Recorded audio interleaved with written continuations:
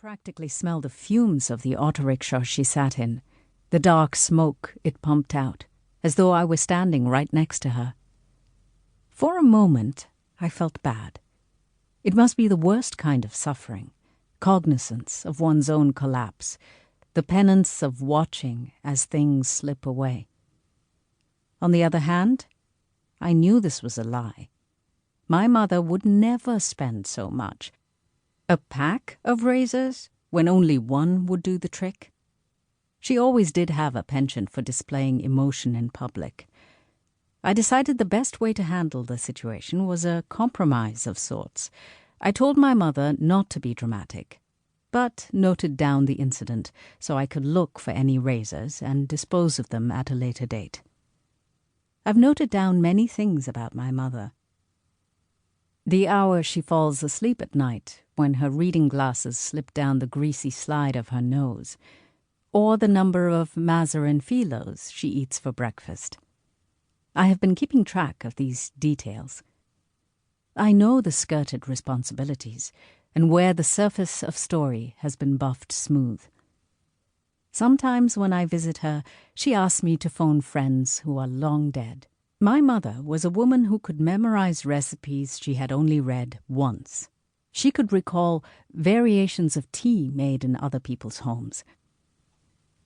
When she cooked, she reached out for bottles and masalas without glancing up. Ma remembered the technique the Memon neighbors used to kill goats during Bakra Eid on the terrace above her parents' old apartment, much to the Jain landlord's horror, and how the wire-haired Muslim tailor once gave her a rusty basin to collect the blood in. She described the metallic taste for me and how she had licked her red fingers. "My first taste of non-veg," she said. We were sitting along the water in Arlandi. Pilgrims washed themselves and mourners submerged ashes. The murky river flowed imperceptibly, the color of gangrene.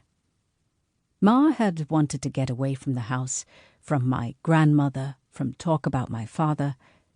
It was an in-between time, after we had left the ashram and before they would send me away to boarding school.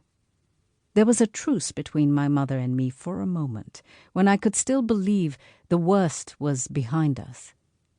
She didn't tell me where we were going in the dark, and I couldn't read the paper sign taped to the front of the bus we boarded. My stomach grunted, full of fear that we would disappear again on another one of my mother's whims. But we stayed near the river where the bus dropped us off, and as the sun came up, the light made rainbows in the pools of petrol that had collected on the surface of the water. Once the day became hot, we returned home. Nani and Nana were frantic, but Ma said we hadn't left the grounds of the compound where we lived.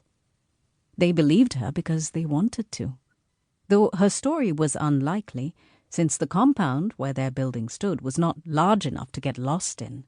Ma smiled as she spoke. She could lie easily. It impressed me that she was such a liar.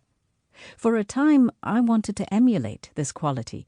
It seemed like the one useful trait she had. My grandparents questioned the watchman, but he could verify nothing. He was often sleeping on the job.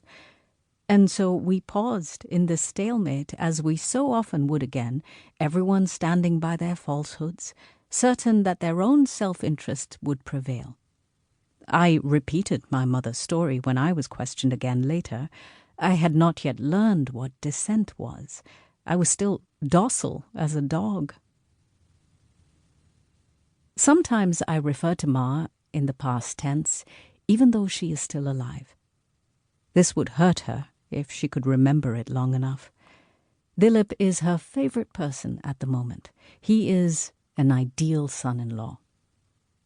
When they meet, there are no expectations clouding the air around them.